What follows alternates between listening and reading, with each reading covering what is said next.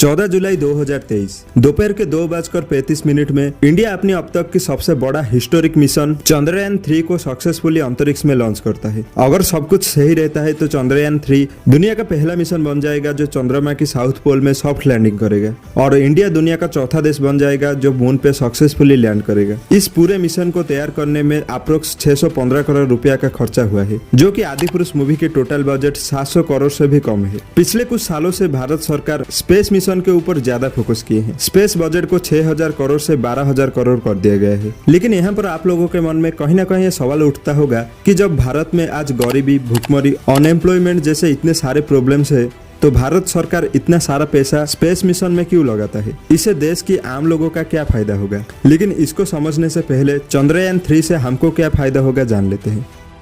3, 2, 1, 0. Here we have a majestic liftoff of LVM-3 M4 rocket carrying India's prestigious Chandrayaan 3 spacecraft. आसमान को चीरते हुए अपनी भयानक दहाड़ से चारों ओर कंपन उत्पन्न कर रहा है। Congratulations, India. Chandrayaan 3 has started its journey towards moon. Every Indian witnessing the launch dive is content with the feeling of watching history in the making. Chandrayaan 3 से पहले इंडिया चंद्रयान 1 और 2 लॉन्च कर चुका है। अक्टूबर 2008 में चंद्रयान 1 को सक्सेसफुली लॉन्च किया जाता है, जिसका मेन मोटिव था मून की एक 3D मैपिंग करना और मून पे केमिकल और मिनरल्स की मैपिंग करना। मतलब चंद्रमा पे कौन कौन से मिनरल्स है, जैसे कोबाल्ट, पोटेशियम, फास्फोरस और कुछ ऐसे मिनरल्स जो शायद अर्थ पे भी नहीं है, इन सब का पता लगाना। लगभग 1 साल तक चंद्रयान 1 मून के ऑर्बिट में रहा और कई सारे इंपोर्टेंट डाटा मून के बारे में पता लगाया और सबसे इम्पोर्टेंट मून पे H2O यानी वाटर का ट्रेस को भी पता लगाया।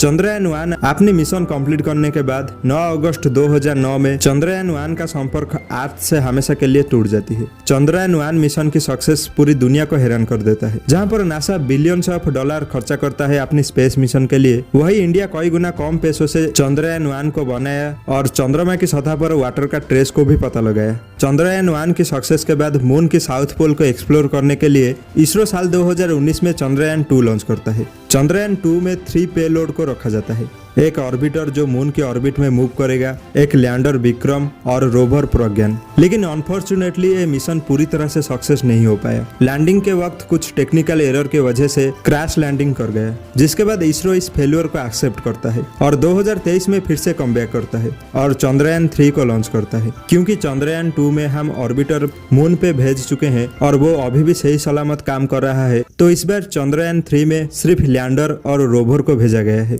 इसके बाद 2 और पेलोड है, एक जो मून पे आने वाले लूनर क्विक जैसे अर्थ में अर्थ क्विक आता है उसको मेजर करेगा और मून की थर्मल प्रॉपर्टी को एक्सप्लोर करेगा। मतलब मून की कौन सी एरिया ज्यादा हीट है और कौन सी एरिया ज्यादा कोल्ड है। नासा का भी एक पेलोड चंद्रयान 3 में भेजा गया है। लगभग 42 डेज के बाद 23 अगस्त को चंद्रयान 3 मून की सरफेस पर लैंड करने जा रहा है। चंद्रयान 3 को बनाने में लगभग 615 करोड़ रुपया का खर्चा हुआ है, जो कि नासा की किसी भी स्पेस मिशन के कंपैरिजन में कई गुना कम है, जिसको देखकर दुनिया भर के साइंटिस्ट हैरान है कि इतने कम पैसों से न केवल इसरो खुद की इंडिजिनियस स्पेस मिशन बनाता है बल्कि उसमें सक्सेस भी होता है। इसरो की एनुअल बजट की अगर बात करें तो $2 बिलियन है, वही नासा का एनुअल बजट इसरो की 10 टाइम्स ज्यादा, मतलब $20 बिलियन है। लेकिन सवाल यहाँ पर यह उठता है कि जब इंडिया में इतनी सारी प्रॉब्लम है, भारत सरकार इतना पैसा स्पेस मिशन में क्यों इन्वेस्ट करता है? चंद्रयान 3 अगर सक्सेस होता है तो रोवर प्रज्ञान चंद्रमा की साउथ पोल को एक्सप्लोर करेगा और चंद्रमा की सतह पर कई सारे रेयरेस्ट मटेरियल्स की खोज करेगा, जो कि ह्यूमैनिटी के फ्यूचर को बेहतर करने में मदद करेगा। जैसे मून पे अगर कुछ ऐसे रेयरेस्ट मटेरियल्स मिलता है जिसको यूज करके हम बहुत ज्यादा एनर्जी और इलेक्ट्रिसिटी प्रोड्यूस कर सकते हैं,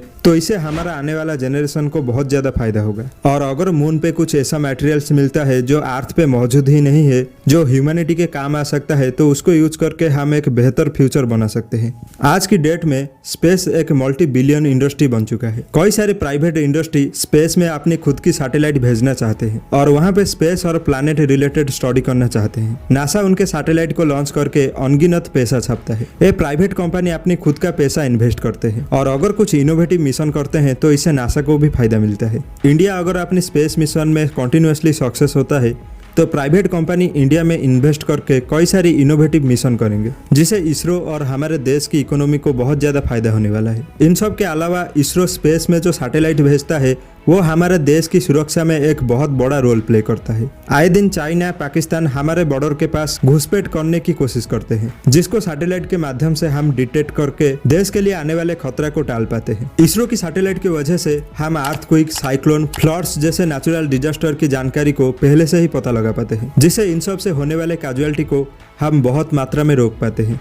सैटेलाइट के माध्यम से किसानों को वेदर कंडीशन की जानकारी मिलता है, जिससे देश के किसानों को भी बहुत ज्यादा फायदा मिलता है। इंडिया एक तेजी से उभरता हुआ देश है, जहां कई सारे इंटरनल प्रॉब्लम होते हुए भी हमारे साइंटिस्ट बहुत ही कम बजट में देश की सिटीजन को एक बेहतर फ्यूचर देने के लिए निरंतर प्रयास कर रहे हैं। जितने पैसों से हॉलीवुड में मूवी बनता है, उससे कई गुना कम पैसों से हमारे साइंटिस्ट हिस्टोरिक स्पेस मिशन को अंजाम देते हैं। तो स्पेस प्रोग्राम में पैसा इन्वेस्ट करना पैसों की बर्बादी नहीं, बल्कि आने वाला फ्यूचर को बेहतर करने के लिए एक बहुत बड़ा स्टेप है। इस पर आपका क्या ओपिनियन है, नीचे कमेंट में बता सकते हो। आशा करता हूँ आज की स्पेशल रिपोर्ट से आपको कुछ वैल्यू मिली होगी। वीडियो अगर अच्छी लगी तो लाइक करो और इसी तरह का स्पेशल रिपोर्ट्स के लिए चैनल को सब्सक्राइब करो।